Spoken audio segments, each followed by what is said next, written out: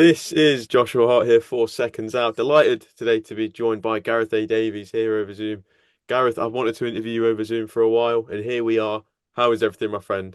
Good. I'm told it's better on Zoom than it is in person. So you've done it in person. Now you're doing Zoom, and then I suppose the next way is whatever way comes up. Then AI maybe. But I'm very well, thank you, Josh. Thanks for coming to the book launch. It was a pleasure to see you and do my first interview with you. It was very good to be there. Had a great evening. Let's dive straight into things. We've just been chatting off camera a little bit about your book again, The Call of the Warrior. I've been reading my copy. Um, the question that I have on mind, obviously, you mentioned The Call of the Warrior, and as you read through it, you gain that boxing wisdom and why fighters have that weird way of just feeling like they need to fight.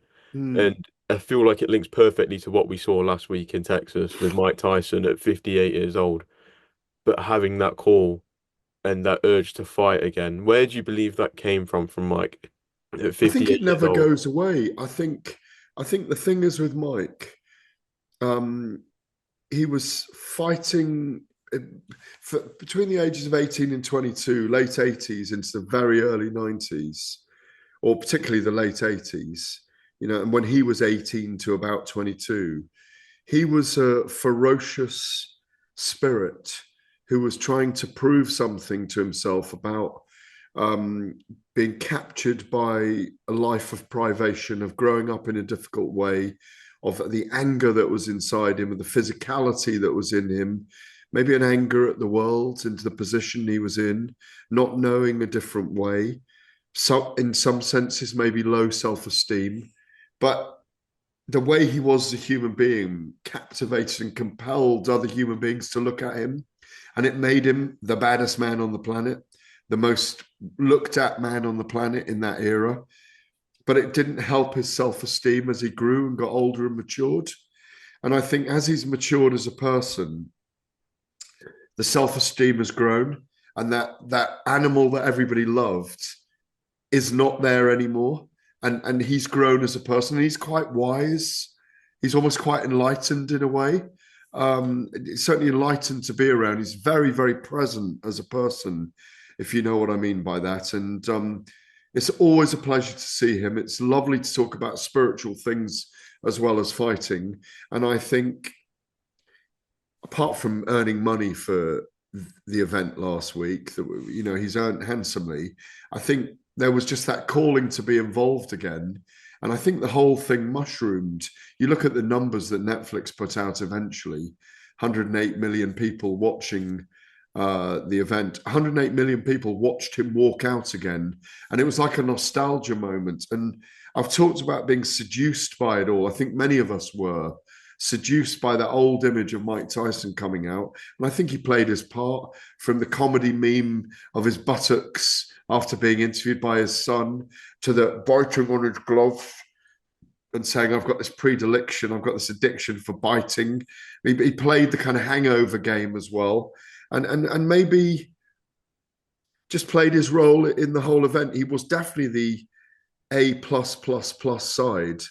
And that's what brought all the names. I real kind of hard-nosed journos that I know said they had their phones out recording him walking in. It will be the last time. I don't think we'll see him in a ring again. I don't think we will. I think it was just that final calling to almost like a celebration of who Mike Tyson was. The body's not there anymore. He did amazingly at 58 against a young, big, strong 27-year-old heavyweight that Jake Paul has become, who believes in himself and has got courage and cojones. And I think it's just there. I think that call that you're talking about, that you ask about, is always there. Um, but obviously, and this is what happened to Muhammad Ali as well, that the body can't do what the mind wants it to do still. The anima, the spirit of one, can't force youth into the bones again, into the muscles, into the muscle memory. Um, there's a lot of people complaining in the fallout and the aftermath, but I think it was what it was. I mean, Mike Tyson did throw his best. Some people are saying this are slightly conspiratorial about he was pulling back from not throwing the right hook when he was in close, and he could have had opportunities. But watching him there live. I just thought he had mobility problems because of the right knee strapped. I think he was dangerous at times, but I think he did throw his hands at times. I mean, people think he didn't, but I think he did. I think he gave his best, and I think he was happy to finish the 8 rounds in the end. And then for Jake Paul, we've seen a lot of things unfold in the aftermath. We've seen the likes of Artur have called him out, and most recently Daniel Dubois as well. What do you make of seeing these legitimate world champion proven fighters calling out someone like Jake Paul? It proves that Jake Paul has done what he said he was going to do, which has become a huge figure in boxing. He's created the most watched event ever in boxing, in a most the highest rated viewership for any sporting event in America. Um, the biggest gate at the Dallas Cowboys Stadium, doubling the gate that Billy Joe Saunders and Saul Canelo Alvarez got, creating the biggest audience ever for a women's boxing match for Amanda Serrano and Katie Taylor. And he's drawn the eyes of many people to challenge him. There's more. There's Tony Bellew, Carl Froch, Artur Beterbiev, Daniel Dubois, Ryan Garcia. There's people want to challenge him. People want to call him out because they want a part of it. He's a magnet to the fight world right now. And my view is if Conor McGregor comes through his difficulties that he's involved in at the moment, very serious difficulties in court in Ireland, I think I could see that fight happening. Jake boiling down to 200 pounds and fighting Conor McGregor in a boxing match, or even say a John Jones fighting John Jones with a UFC crossover in a boxing match. But you can fantasize about all these fights now. You can also, as we've seen with His Excellency Turki Al Sheikh, working with all the promoters, you could also see Turki Al Sheikh working with Netflix here and Jake Paul and a Conor McGregor and making something big happen. And it could happen in Riyadh. And put on at the right time of the day for the American market. So I think everything is possible.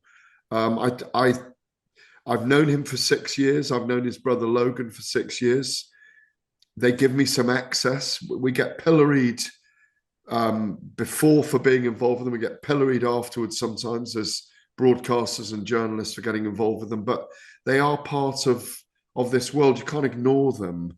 In my view. And I think he will go on to bigger and better things. And I think he will get better as a boxer. There's the Saul Canelo Alvarez one as well. Will he fight him? I've seen Nakisa Bidarian talking on Ariel Helwani's show and saying, yeah, we are serious about it. We really are. Maybe it's at cruiserweight so that he gets 200 pounds against Canelo at 200 pounds.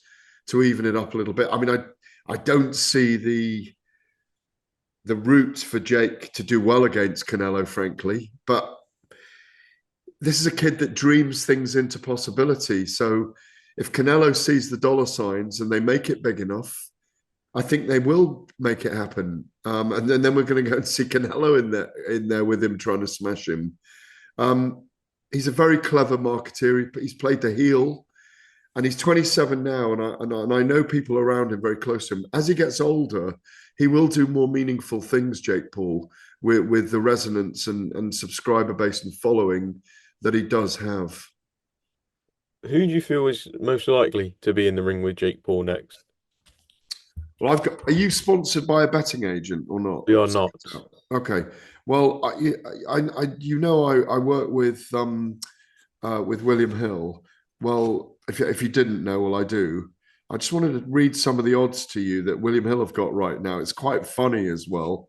It was sent to me by my presentation partner, Lee Phelps, who's one of their main men. Right, the odds at the moment: Saul Canelo Alvarez 5-4, Tommy Fury 4-1, KSI 5-1, Tony Bellew 6-1, Carl Froch 10-1. Ryan Garcia 10-1, along with Jorge Masvidal, and anyone over 70 years of age 12-1. Um, Wow.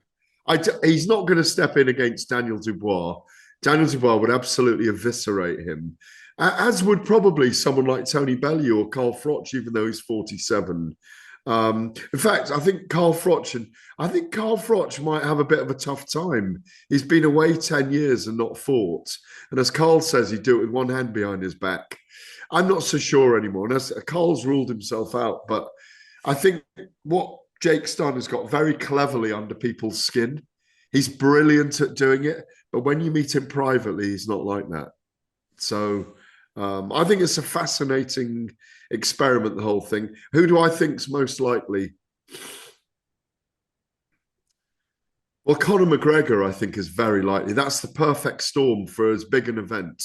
If not, um, KSI in that mix with their influencer YouTube mix. I mean, I've just been watching that BBC documentary on cryptocurrency and Logan Paul and how it's a very critical piece of their involvement in crypto. Um, there's so much going on around them. They've become the mainstream, and we can't ignore them, in my view. You mentioned KSI and the influencer boxing scene. On Tuesday, we saw an announcement. We saw a big press conference for Tommy Fury versus Darren Till. I was there in person and witnessed the absolute carnage of what took place with John Fury, Tommy, and Darren. When you saw what had gone down there, what did you make of what you saw on stage? Well, you call it absolute carnage, but one guy was calling one guy Pig Eyes. The other guy was calling the other guy Little John. There was some water thrown over them. There were no punches landed and thrown. I thought it was perfect pantomime. Hmm. No one got hurt. Um, the only really outlandish statement was from Darren Till, who's a master promoter and a fantastic fighter, by the way, who said, well, if I'm losing the fight, I'm going to kick him in the head. I hope he doesn't do that, because obviously that will not go down well with anyone, because it's a misfits boxing match. But it's quite a, as I said, when I put it out when it was announced, Kala and Nissa had said that they were going to do a big announcement, the Sauerland brothers. I've known for a very long time, and they're very clever in what they do.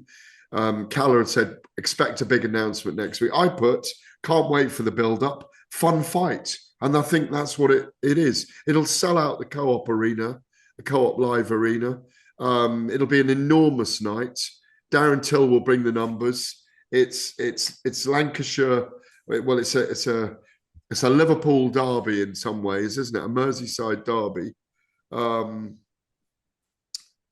it's brilliant. It's great matchmaking, and I think it'll be a lot of fun. I mean, you were there, like you say. There was carnage, but someone put a reel together, didn't they, of John Fury's mad moments at press conferences, from the punching of the perspex at KSI to the headbutt in Riyadh to the jiggling his cojones and saying no man born of these balls, etc., etc. John goes full steam ahead to promote, and then he goes quiet again. I think they're just promoting what will be a fight carnival on February the 18th. January 18th, I think. January the 18th. Yes, we shall all be there. We're not going to miss it. Not at all, not at all. Sticking with the Furies, but looking at Tyson instead, he's got a big rematch coming up in a month today, actually. A month today, we will see the Indeed. rematch.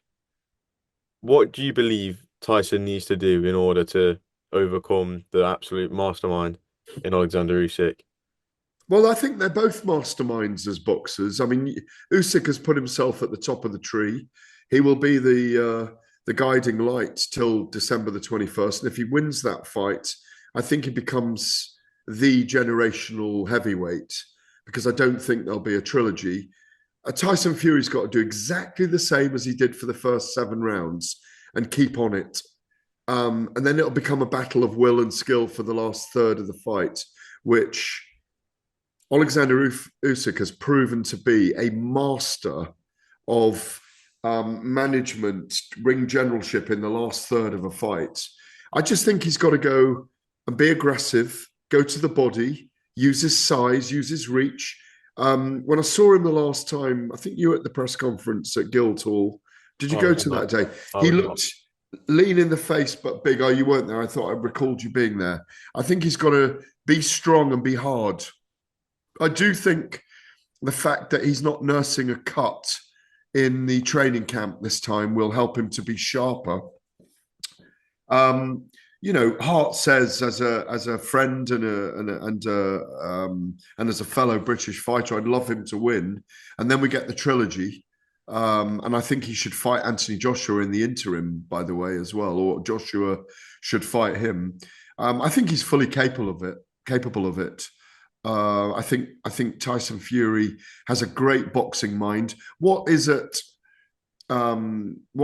stake here? What's being tested here is how much he's got left in his legs at this stage in his career after quite a long career now, and those two very difficult fights with Deontay Wilder and an exhausting, brutal fight with Usyk the last time. You go back over that fight, it's just incredible. I remember on the night it was amazing to witness. I think we were going to see a very similar fight. I think Usyk will try and press. I think Fury shouldn't sit back quite as much, but that brings risks in itself. Um, yeah, just really looking forward to it. Both men, they'll go into that 13th round. They clearly have a deep respect for each other. We saw that at the press conference. And now it is, yes, it's three belts, but it's the championship of each other now they're battling for. And in a place of a lofty place as it's going to decide the number one in the heavyweight division once more. Because I don't know if Frank announced it yesterday because I was on a slight day off and sleeping off tiredness after another late night book signing as well. I suspect that we're going to get Daniel Dubois and Joseph Parker on February the 22nd. Is that official now or not? I don't think it's official yet. For all we know, it might have been confirmed during this interview, but from what I know, it's not confirmed yet. Well, that's my understanding. I may be wrong. Agit Kabayel has been mentioned as well, but I think it might well be that big one in February. That's what I've been hearing behind the scenes. Anyway, I can't confirm it. But right now, that big fight, as you say, exactly a month away, is one that we're looking forward to, and a great undercard as well. It's a great end to the year, by the way.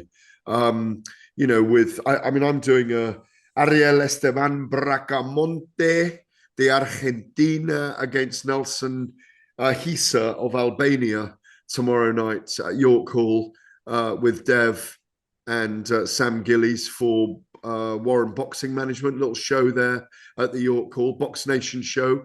Umar doing the post-fight interviews. He's very good at that. Spends his whole life doing it. You'll be there one day. And so that's tomorrow night. Big assessment on Saturday night at Talksport over next week's Galal Yafai Sonny Edwards fight, which I'm really looking forward to. And then one is off to the Middle East for a couple of events. There's a big launch for EBA in Dubai. I don't know if you've heard about that. There's a big launch going on. I don't think I can reveal all of it right now, but that EBA are doing a big thing there, and I'm going out for a cryptocurrency event. It's a white collar event, and then off to Riyadh for 9 days to build up to Fury and Usyk. It's a great end to the year, and obviously Noya Nui's fighting as well around Christmas time. I think it's Noya's fighting. Pretty Yeah, sure yeah, it's on Christmas Eve. Christmas Eve, the traditional fight in Japan. What an end to the year! It's been a brilliant last few months, and I think we're headed in a fantastic direction for 2025. Well, Gareth, I think that's a perfect place to leave it. Thank you very much for your time this morning, and hopefully we can catch up again soon. Will you be at Sonny versus Galal next weekend? I am either going to be at it in the studio or doing Pyramids of Gods presentation at the Hilton Park Lane. Mm. It's a mixed martial arts, kickboxing, and boxing event. I'm yet to be conscripted for that one. If I won't, I'll be either in the studio doing it, either up doing it. But I've got to ask you, who do you see as favourite in that fight?